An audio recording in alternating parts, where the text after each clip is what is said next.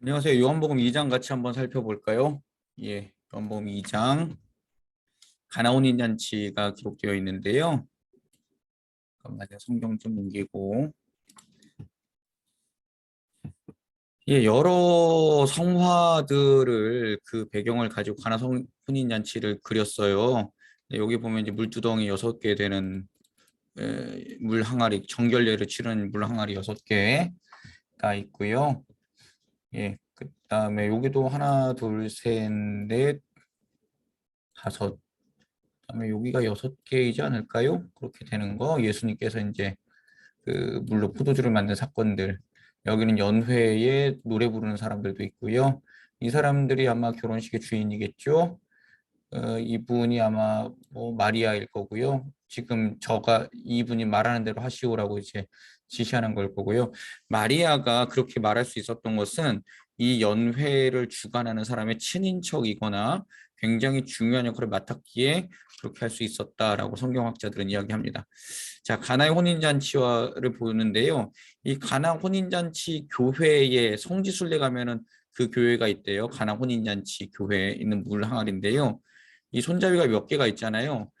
이렇게 따르고 나면 여기가 졌잖아요. 그럼 오른손을 잡았던 그 손잡이는 부정한 거기 때문에 이걸 다시 닦은 다음에 다른 손잡이를 잡고 물을 오른손을 따라서 이렇게 하는, 그렇게 해가지고 이 손잡이가 많다라고 이 사진을 찍으신 분이 해설을 해놨더라고요. 자, 계속 보겠습니다. 혼인잔치와 포도주. 포도주는요, 잔치에서 매우 중요한 음식입니다. 우리나라로 치면은 뭐가 있을까요? 예, 우리 그 지방으로 가면 전라도에는 그 홍어가 빠지면 안 된다 그러죠. 그냥 홍어. 경상도 쪽은 예전에 그 책을 보니까 상어, 문어 뭐 이런 것이 빠지면 안 된다고 그렇게 했었고, 잔치자리에 빠지면 안 되는 그런 매우 중요한 음식들이 이 포도주였습니다. 부족하면 욕을 먹을 수밖에 없었어요. 자, 그 예수님 당시의 시대적 상황을 보면요, 고단한 일 중노동의 시대인데요, 혼인 예식은 휴식과 즐거움을 주는 그런 상황이었죠. 먹고 마시는, 예, 먹고 마시는, 쉬는 그런 상황이었습니다. 이 결혼식 하면은 생각나는 게 있는데요. 제가 2009년 11월 14일 날 장석교회 아트홀에서 결혼하지 않았겠습니까? 예, 그때 원로 목사님이 주례해 주셨는데요. 음식을 되게 많이 준비한다고 했는데 그 당시 결혼식 오셨던 분들이, 제 친구들이 그런 소리 했어요. 결혼식 가서 맨밥에다가 그 불고기 해서 불고기 볶음밥 해 먹은 게 처음이라고. 뷔페를 불렀는데 나중에 음식 다 떨어졌대요. 근데 나중에 정산하고 났더니 그 음식점에서는 1,300인분을 했다 그러더라고요.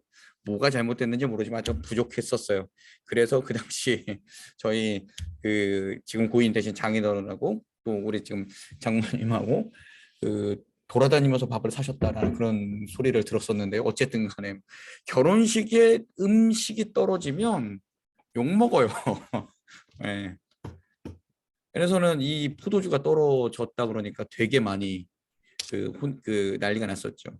마리아 요청과 예수님의 대답 볼까요? 마리아가 포도주가 떨어졌으면 알렸습니다. 그때 예수님이 내 때가 이르지 않았습니다라고 했을 때, 때가 어떤 때냐면 메시아로서의 공적 사역의 때가 이르지 않았다라고. 이거는 사적인 거기 때문에 제가 못합니다. 아직 하나님의 때가 이르지 않았습니다. 그래서 이거 이렇게 하시면 안 돼요라고 했다는 그 이야기도 있고요. 포도주는요, 새 언약의 상징이에요. 그래서 예수님 뭐라 그러시죠? 하늘나라에 이를 때까지, 하나님 나라에서 다시 잔치자리에 이를 때까지 포도주 안 마실 거다라고 했잖아요. 새 언약의 상징이기 때문에 아직은 내가 피 흘릴 때가 되지 않았습니다. 여자여 저에게 왜 그러십니까? 그렇게 이야기를 했는데, 그래도 마리아는 끝까지 그의 말을 들으라라고 했을 때 기적이 일어나지요.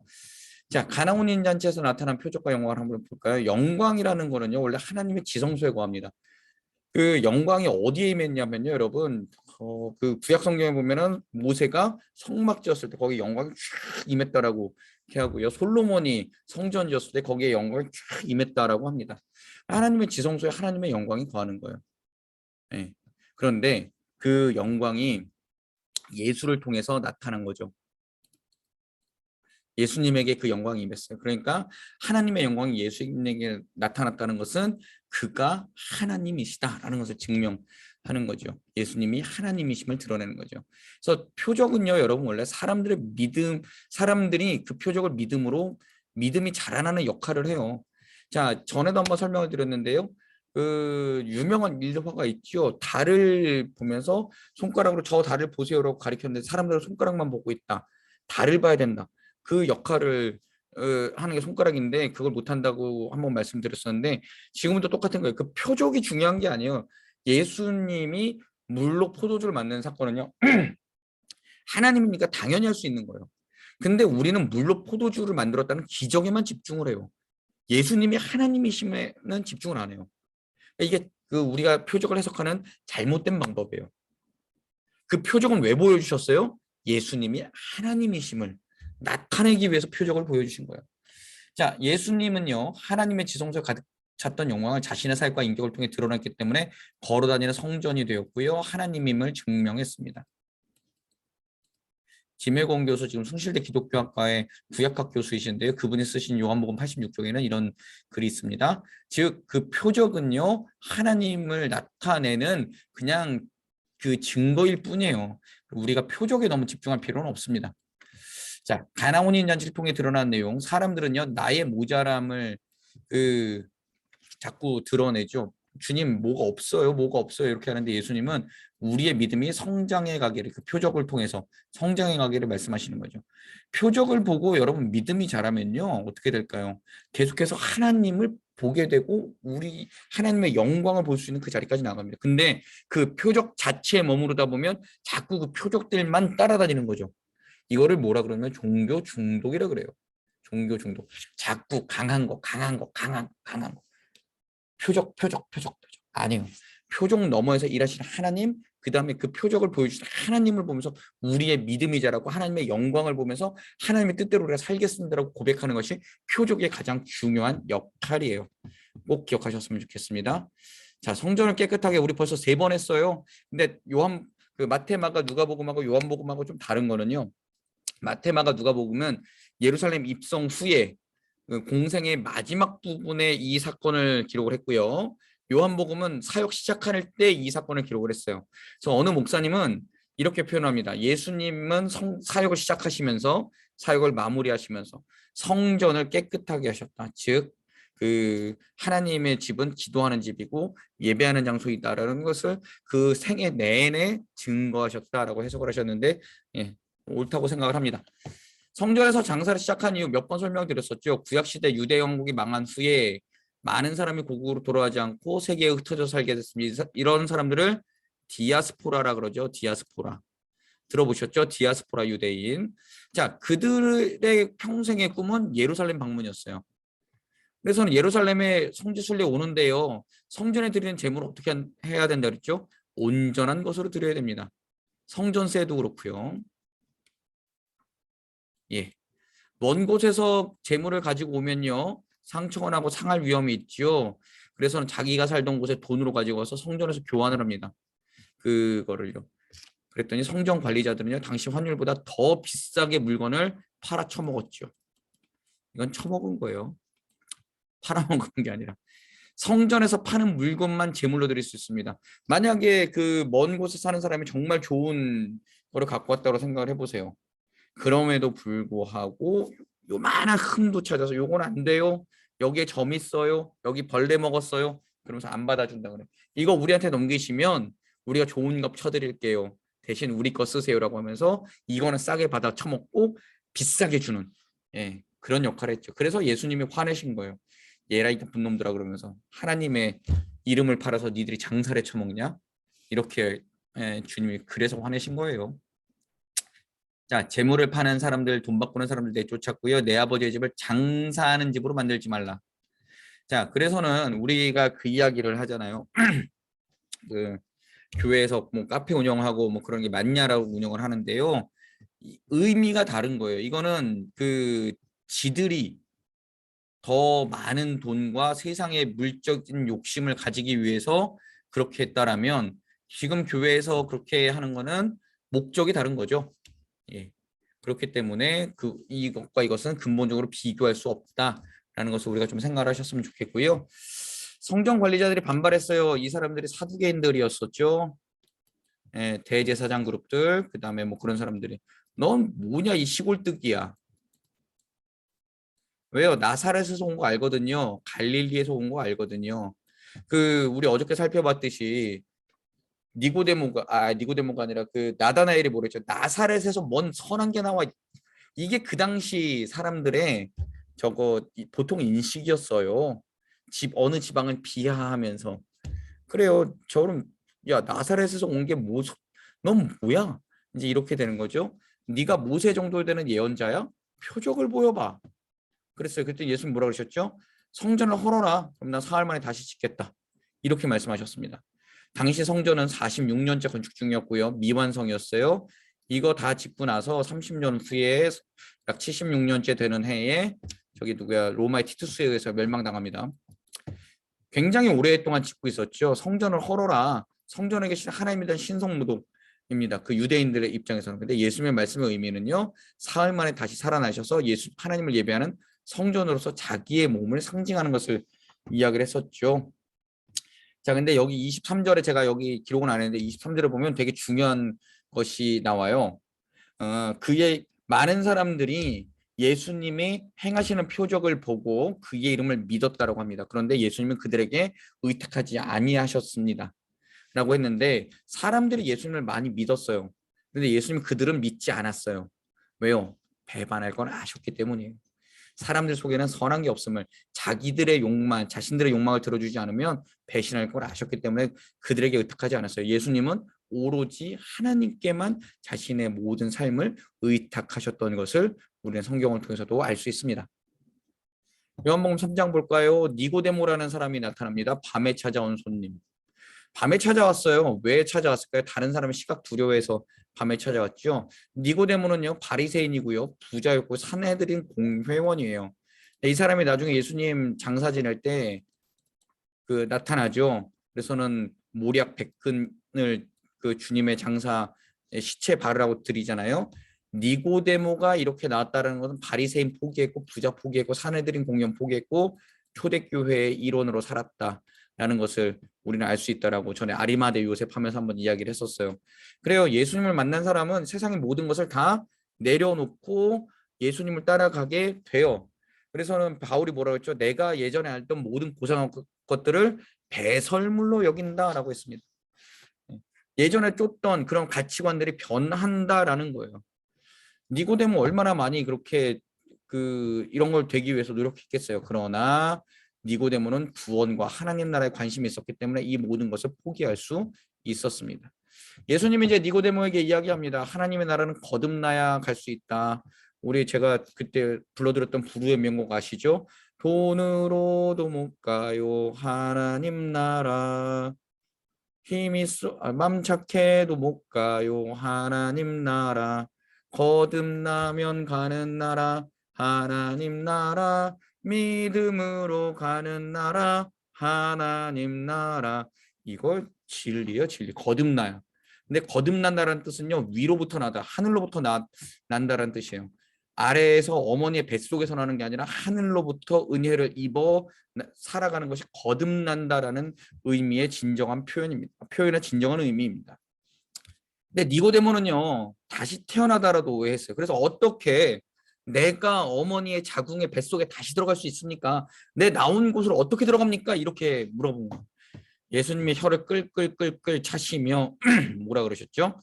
물과 성령으로, 물 곧 성령으로 그 우리 사람은 거듭날 수 있다라고 했는데 물은요 예수님 여기서 말씀하신 물은 성령을 상징합니다. 에스겔 36장에 보면 깨끗하게 하고 새로운 영을 주겠다라고 했는데 그것이 이제 성령으로 표현되고 그것이 물로 상징된다는 것이요.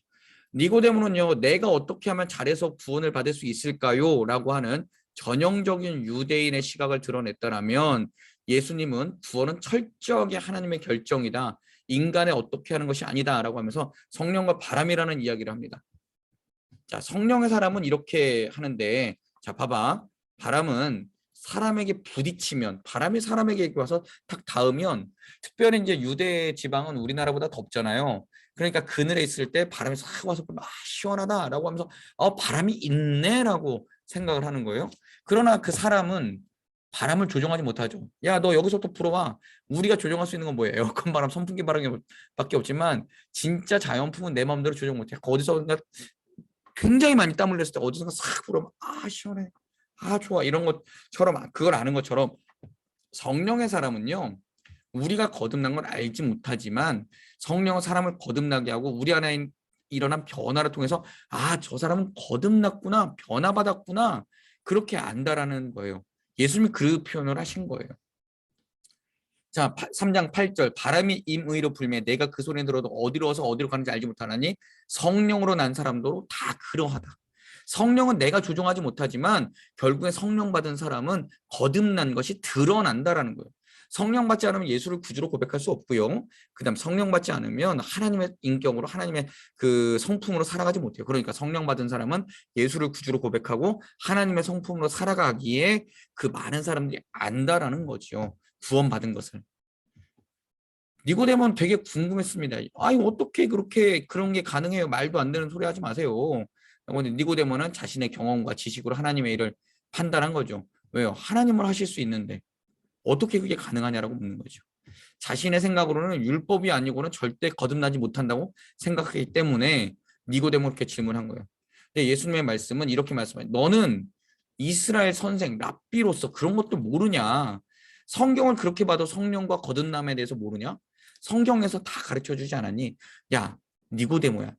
네가 지금 땅의 일을 말해줘도 모르는데 하늘의 일을 내가 말해주면 너 알 수 있겠니? 잘 생각해봐, 니고데모야. 하나님은 하실 수 있어. 지금 이 말씀을 하시는 거죠. 알다라는 이 히브리어는요, 기노스코라고 하는데요. 기노스코. 지식이 아니라 체험으로 하는 겁니다. 제가 어저께 말씀드렸죠. 그 히브리어의 알다라는 단어의 뜻. 예.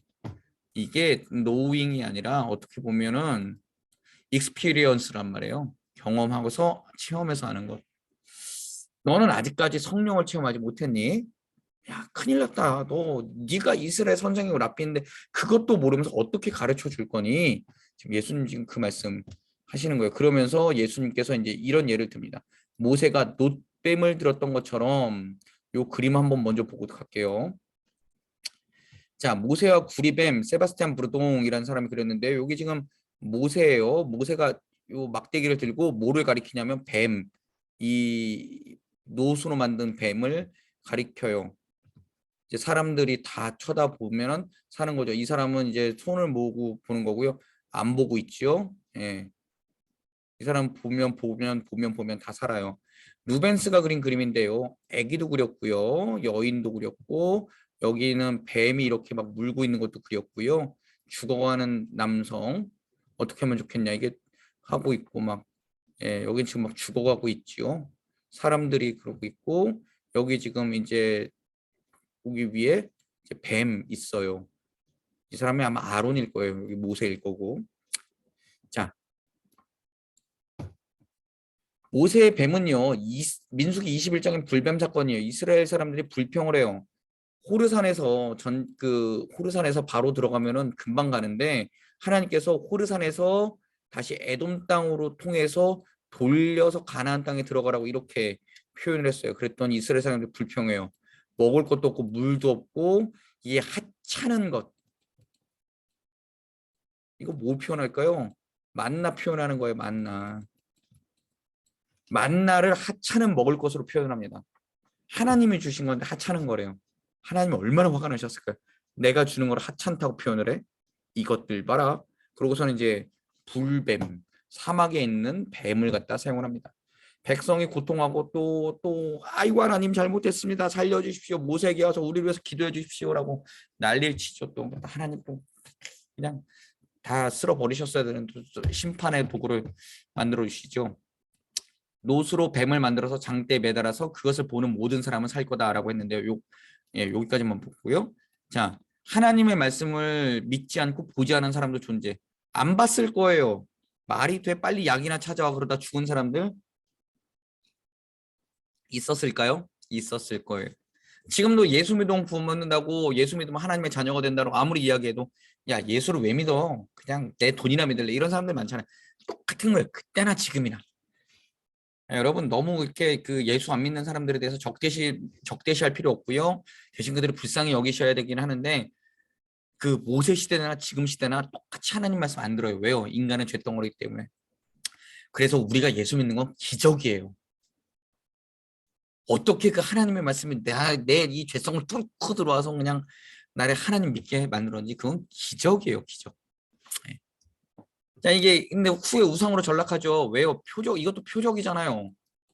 근데 표적을 갖다가 계속 들고 있었어요. 이거 언제 없애냐면요. 모세 시대 때부터 쭉 와가지고 이게 히스기야 때 없어요. 히스기야 시대 때. 느흐수단이라 이 놋덩어리라고 하면서 뽀개버려요. 왜요? 그것조차가 우상이 된 거예요. 하나님의 은혜도 거기 가서 절했던 거예요. 그러니까 하나님 우상 만들지 말라 그랬는데 거기 가서 절하고 제사 드리고 그러니까 그 히스기야가 열받아서 다 없애버려요. 자, 그런 겁니다. 요거 그림 봤지요? 넘어가겠습니다. 자, 예수님의 말씀은 뭐라 그랬죠? 요한복음 3장 16절 하나님이 세상을 이처럼 사랑하사 독생자를 주셨으니 이는 그를 믿는 자마다 멸망하지 않고 영생을 얻게 하려 하심이다 라고 예수님 그렇게 말씀하시잖아요. 하늘의 뜻은 그거야. 네가 지금 땅의 뜻도 이해를 못하지만 하늘의 뜻은 하나님의 뜻은 온 세상 사람들이 구원받기를 원하셔. 지금 이야기하시는 거죠. 예수를 믿는 자마다 영생, 인간의 생명이 아니에요. 하나님의 생명을 얻습니다. 라는 것을 예수님 말씀하셨어요. 하나님이 세상을 이처럼 사랑하사. 이미 과거형입니다. 하나님 사랑하셨어요. 그렇기 때문에 그 하나님의 사랑하셨음을 믿기만 하면 우린 구원받는 거죠. 이미 사랑했고 지금도 사랑하고 앞으로도 사랑할 것이다. 하나님의 마음입니다. 사랑의 마음은 변하지 않죠. 누가 사랑하는 마음이요? 하나님은요. 하나님은 아들을 믿는 사람에게 생명, 좀 전에 이야기했죠. 하나님의 생명을 주시고요. 근데 심판하지 않고라고 했잖아요. 멸망하지 않고 예, 영생을 얻게 하려 하십니다. 3장 17절에 보면요. 하나님이 그 아들을 세상에 보내신 것은 세상을 심판하려 하심이 아니다라고 했을 때 심판은요. 하나님의 생명이 없는 것을 말해요. 자, 여러분 봅시다. 그러면은 우리가 하나님을 믿었어요. 그럼 하나님의 사랑이 내게 임해서 예수 그리스도를 믿음으로 우리는 하나님의 사랑이 임해서 우리는 구원 받았어요. 그러면은 우리는 심판 받았나요? 안 받았나요? 안 받았어요. 이미 하나님과 동행하고 있기 때문에. 하나님의 생명이 없는 사람들은요. 그 사람들은 지금 현재 심판받고 있는 거예요. 그리고 그게 계속 하나님의 생명이 없는 존재로 죽게 되면요. 거기서도 심판받을 거예요. 어떻게 해요? 영원히. 그래서 우리는 예수 믿는 사람들에게 빨리 복음을 전해야 되고요. 예수 믿게끔 우리는 전도해야 되는 거예요. 영원한 그 심판에 처해지기 전에요. 자, 우리가 기억해야 될 것은 한번 볼까요? 요한복음 3장을 통해서 하나님은 우리를 사랑하시지 심판하지 않으신다. 하나님의 마음은 사랑해요. 심판하고자 하시는 마음이 아니다라는 것을 기억하면 되고요. 하나님이 예수님을 우리에게 보낸 이유는요. 우리를 사랑해서입니다. 예, 우리를 사랑해서. 우리 사랑하지 않았으면 예수님 안 보내죠. 그냥 뭐 니네 다 죽어. 나 미워했지. 니들이 나 거부했지. 너희들이 나 배척했지. 니들이 나에게 등 돌렸지. 그냥 죽어버려. 그랬을 텐데 하나님은 예수님 우리에게 보내신 이유는 아니야. 그럼에도 불구하고 너희는 나에게로 와야 돼.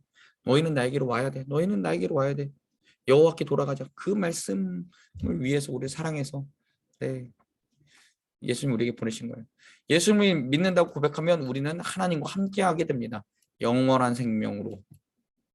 이게 구원받은 자 표징이죠. 하나님과 함께하게 됩니다. 그래서 여러분 하나님과 함께하는 곳이 천국이에요. 네.